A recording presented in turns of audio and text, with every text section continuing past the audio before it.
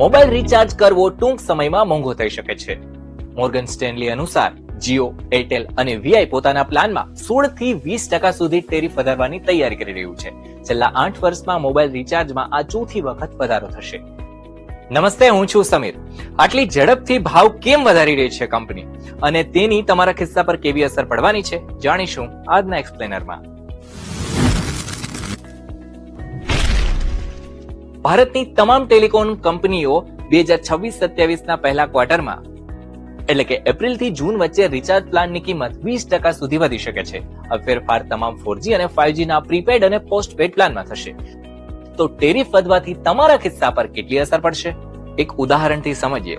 જો તમે જીઓ યુઝર છો તો હાલમાં તમારો 28 દિવસ વાળો 4G પ્લાન જે દરરોજ 1.5 GB ડેટા આપે છે તે 299 રૂપિયાની કિંમતનો છે. ટેરિફ વધવાથી આ કિંમત 347 થી 359 રૂપિયા સુધી થઈ શકે છે.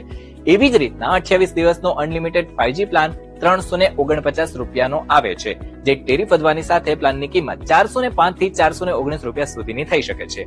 જો તમે એરટેલના ગ્રાહક છો તો હાલમાં તમારા 28 દિવસનો plan unlimited 5G plus 2 GB data પ્રતિ દિવસનો છે, જેની કિંમત 349 રૂપિયા છે. ટેરિફ વધવા પછી તે વધી અને 405 થી 419 રૂપિયા થઈ જશે.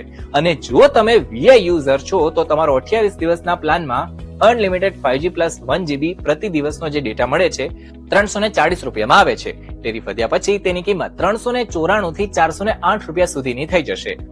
એટલે કે કુલ મળી અને એવરેજ જુઓ તો ટેરિફ વધારવાથી દર મહિને તમારા 50 થી 70 રૂપિયા વધુ ખર્ચ થઈ શકે છે. વર્ષે 600 થી 840 રૂપિયા સુધીનો ખર્ચ વધી શકે છે.